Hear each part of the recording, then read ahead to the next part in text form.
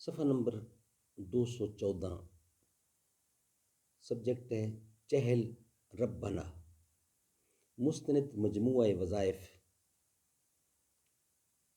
لفظ رب کی حقیقت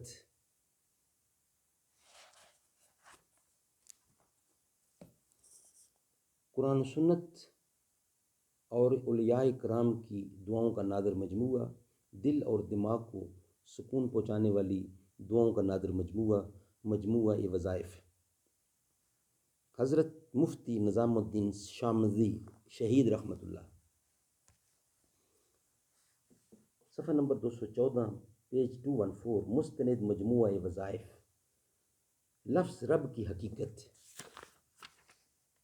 اور چہل ربنا کی خصوصیت، یہ سبجیکٹ۔ نحمدہ ونصلی علی رسولہ الکریم، بسم اللہ الرحمن الرحیم۔ لفظ رب کی حقیقت اور چہل ربنا کی خصوصیت۔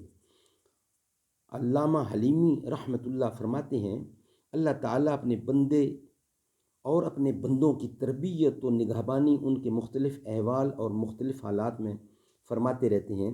پھر علامہ لفظ رب کی تعریف فرماتے ہیں، جو ہر ایجاد کی جانے والی چیز کو مقرر شدہ اندازے کے مطابق انتہائی کمال تک پہنچانے والے کو رب کہتے ہیں۔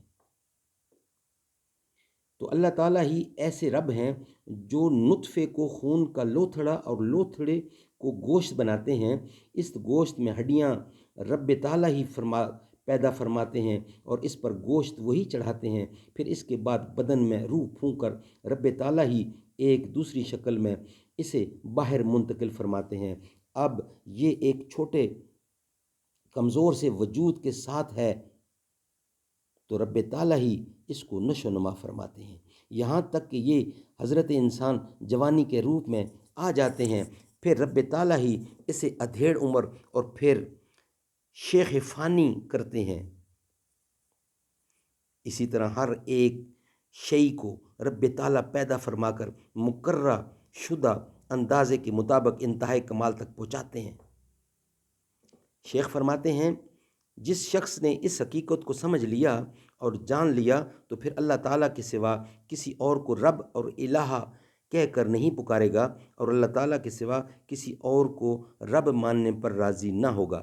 اور جو شخص اس صفت رضا بالرب کے ساتھ متصف ہوگا تو وہ ایمان کا مزہ و حلاوت چکھ لے گا، جیسا کہ حدیث میں ہے، جو شخص اللہ کو رب اور اسلام کو دین اور محمد صلی اللہ علیہ وسلم کو رسول ماننے پر راضی ہو تو وہ ایمان کا مزہ چکھ لے گا۔ جب اللہ تعالیٰ اپنے بندوں کی تربیت و نگہبانی، تدابیر اور قسمہ قسم کی نعمتوں کے ساتھ فرماتے رہتے ہیں، اور پھر ان میں سے اپنے خاص بندوں کی اخص الخاص طریقے پر ان کے ظاہر و باطن کی اصلاح فرما کر تربیت فرماتے ہیں، اور یہی وجہ ہے کہ انبیاء علیہ السلام اور نیک لوگ اسی لفظ رب کے ساتھ اپنی حاجت اور آہ و زاری اللہ تعالیٰ کے سامنے پیش کرتے ہیں۔ تو ہمیں بھی انتہائی محبت و لجاجت کے ساتھ اپنی حاجتیں اسی لفظ رب کے ساتھ اللہ تعالیٰ کے سامنے پیش کرنی چاہیے۔ انسان جب یا ربی کہہ کر دعا مانگتا ہے تو اس کے دل کو ایک عجیب سکون ملتا ہے، لہٰذا اپنا دل بالکل اللہ کے غیر سے خالی کر کے یقین کے ساتھ یا ربی کہہ کر دعا مانگے، اور قرآن کریم میں جتنے ربنا آئے ہیں ان کے ذریعے مانگے۔ ہاں، شرط یاد رکھے، چھوٹے بڑے گناہوں سے بچے، کسی کو دکھ نہ پہنچائے۔